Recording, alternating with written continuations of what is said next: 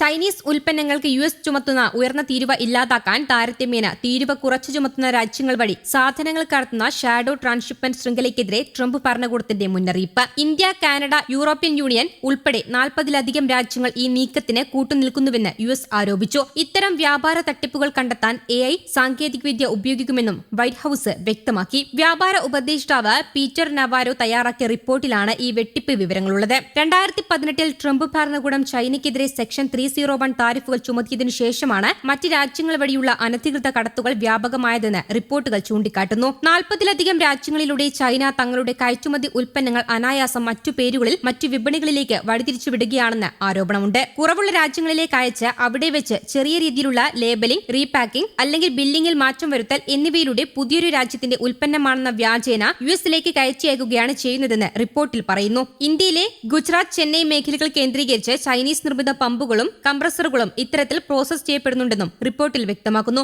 ഇത്തരത്തിൽ കടത്തുന്ന ആകെ ഉൽപ്പന്നങ്ങളുടെ വാർഷിക മൂല്യം ഏകദേശം $40 ബില്യൺ മുതൽ $303 ബില്യൺ വരെയാണെന്നും റിപ്പോർട്ടിലുണ്ട്. ഇറാനെതിരായ യുദ്ധത്തിനൊപ്പം തന്റെ സ്വന്തം തീരുവ യുദ്ധം കൂടി നടത്താൻ ട്രംപിന്റെ മുന്നൊരുക്കവും ഉണ്ട്. ഇന്ത്യയടക്കം 60 രാജ്യങ്ങൾക്ക് 10 മുതൽ 12.5% വരെ അധിക തീരുവ ചുമത്താൻ ഏതാണ്ട് തീരുമാനമായെന്ന് യുഎസ് ട്രേഡ് റെപ്രസെന്റേറ്റീവ് വ്യക്തമാക്കി. പ്രഖ്യാപനവും ഉടനുണ്ടാകും. നിലവിൽ ട്രംപ് ഭരണകൂടം ചില രാജ്യങ്ങൾക്ക് ചുമത്തുന്ന 10% തീരുവയുടെ കാലാവധി ജൂലൈ 24 അവസാനിച്ചു. അതിന് പിന്നാലെയാണ് പുതിയ തീരുവ ചുമത്താനുള്ള നീക്കം. കയറ്റുമതി ഫാക്ടറികളുടെ പ്രവർത്തനം, തൊഴിൽ എന്നിവയിൽ വിവേചനം, ചൂഷണം എന്നിവ ചൂണ്ടിക്കാട്ടി ഇന്ത്യയടക്കം 60ഓളം രാജ്യങ്ങൾക്കുമേൽ ട്രംപ് ഭരണകൂടം സെക്ഷൻ 301 പ്രകാരം വിവിധ അന്വേഷണങ്ങൾ നടത്തിയിരുന്നു. ഇതിൽ കുറ്റം തെളിഞ്ഞെന്ന് ആരോപിച്ചാകും പുതിയ തീരുവ പ്രഖ്യാപിക്കുക.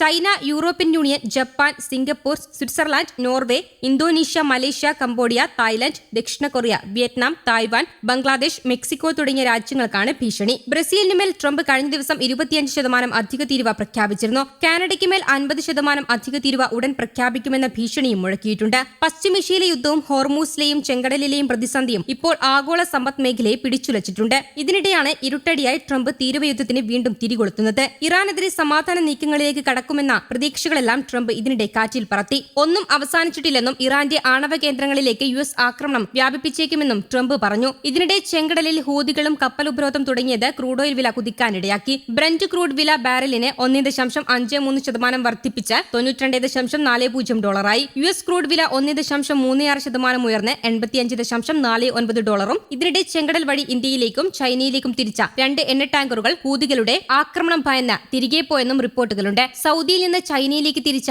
ഷിൻലോങ് യാങ്, ഇന്ത്യയിലേക്ക് പുറപ്പെട്ട റോഡോസ് എന്നിവയാണ് തിരികെ പോയത്. ഷിൻലോങ് യാങ്ങിൽ 20 ലക്ഷം ബാരലും റോഡോസിൽ 7 ലക്ഷം ബാരലും എണ്ണയുണ്ടായിരുന്നു. യുഎസിലേക്ക് മറ്റു രാജ്യങ്ങളിൽ നിന്ന് എത്തുന്ന ജനറിക് മരുന്നുകൾക്ക് അടുത്ത 2 വർഷത്തേക്ക് തീരുവ ഈടാക്കില്ലെന്ന് ട്രംപ് പറഞ്ഞിരുന്നു. പക്ഷേ ആശ്വസിക്കാൻ വകയില്ല. 2 വർഷത്തിന് ശേഷം തീരുവ 0-ൽ നിന്ന് 100%-ലേക്ക് കുത്തനെ കൂടും. 3-ാം വർഷം മുതൽ തീരുവ 200%-ആകും. അമേരിക്കയിലേക്ക് ഏറ്റവും അധികം ജനറിക് മരുന്നുകൾ കയറ്റുമതി ചെയ്യുന്ന രാജ്യങ്ങളിലൊന്നാണ് ഇന്ത്യ. ട്രംപിന്റെ തീരുവ ഷോക്ക് അതുകൊണ്ട് തന്നെ ഇന്ത്യയെ ബാധിക്കും. യുഎസിൽ വിൽക്കുന്ന ജനറിക് മരുന്നുകളിൽ 40 മുതൽ 50% ഇന്ത്യൻ കമ്പനിയുടേതാണ്. News desk, Kerala Kaumudi.